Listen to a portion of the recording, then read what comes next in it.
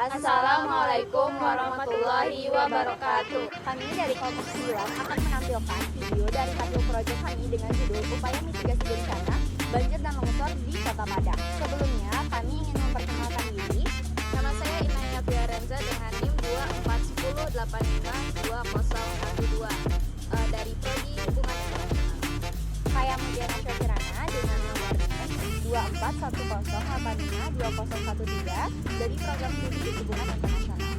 Saya Salmanur Habibah dengan NIM 240843515 dari Prodi Administrasi Publik.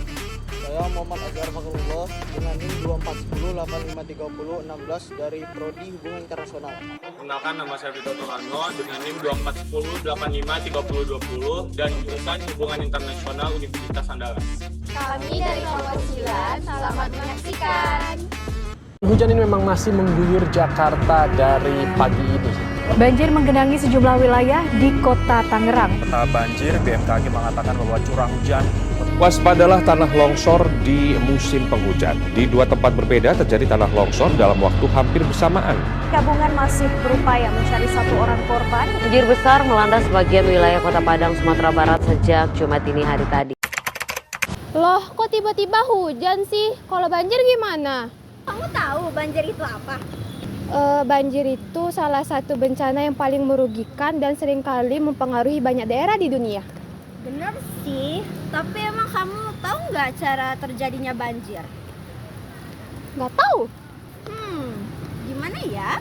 Sini aku kasih tahu.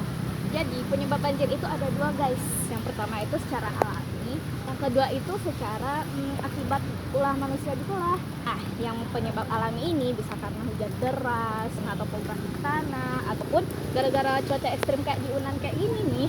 Kedua itu karena ulah manusia. Contohnya itu pengondolan hutan. Yang kedua itu pembuangan sampah sembarangan dan juga drainase yang buruk. Tuh. Oh gitu. Terus gimana dong cara kita nanganinya gimana? Ya nggak tahu dong, kok tanya saya?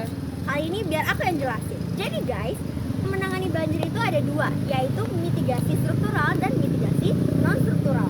Kalau struktural ini jelas banget ya, karena dia struktur, jadi dia lebih berproses kepada pembangunan fisik. Contohnya yaitu membuat tanggul di tepi-tepi sungai supaya nanti kalau airnya naik dia tidak masuk ke rumah warga. Kalau yang non-struktural ini dia lebih ke pencegahan secara kayaknya misalnya aku nih menjelaskan ke kalian bagaimana cara pencegahan banjir.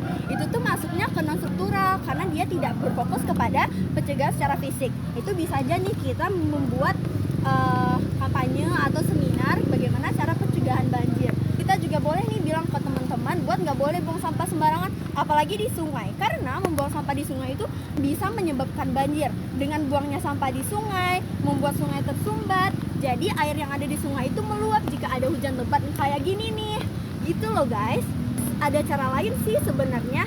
Kalau yang ini kayaknya harus ada lembaganya, karena cara ini tuh yaitu pemantauan cuaca. Jadi kita bisa lihat nih cuacanya, wah kayak ini hujan lebat. Nah, dengan kita memantau cuaca, kita bisa mengirim peringatan dini ke orang-orang. Guys, ini tuh mau banjir loh, tolong bersiap-siap ya. Gitu guys. Seperti itu. Oke deh.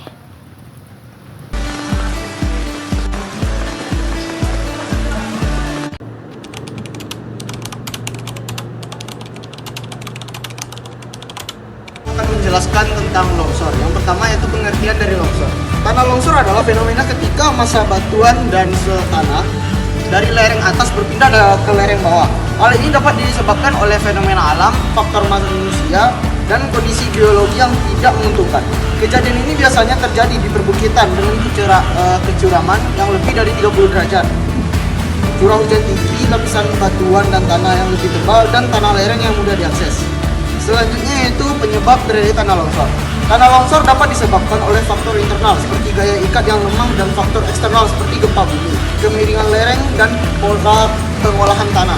Faktor lain yang mempengaruhi adalah morfologi bumi, penggunaan lahan, cuaca hujan, dan aktivitas manusia seperti pertanian dan penambangan. Air hujan juga menjadi pemicu utama terjadinya tanah longsor.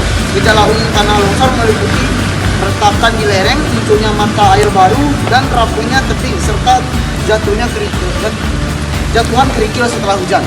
Selanjutnya akan dijelaskan oleh Fitru, yaitu Baik, saya akan menjelaskan langkah-langkah waspada untuk mencegah longsor. Itu yang pertama, kita harus menganalisis risiko, yang dimana ini bertujuan untuk keterpekaan kita terhadap area yang mungkin mengalami longsor nantinya. Yang kedua itu perencanaan tata ruang. Perencanaan tata ruang ini berfungsi untuk mempertimbangkan faktor risiko longsor. Yang ketiga itu sistem peringatan dini. Yang keempat konservasi tanah. Yang kelima drainage yang baik. Yang keenam pendidikan masyarakat. Yang ketujuh itu pemantauan rutin. Nah, jadi longsor ini adalah peristiwa memang yang dimana tanah dan juga material lainnya itu turun dari lereng karena hujan. Dan kita sebagai masyarakat juga mempunyai peran di dalamnya, bagaimana cara kita untuk mengantisipasi, bagaimanapun mencegah lebih baik daripada mengobati.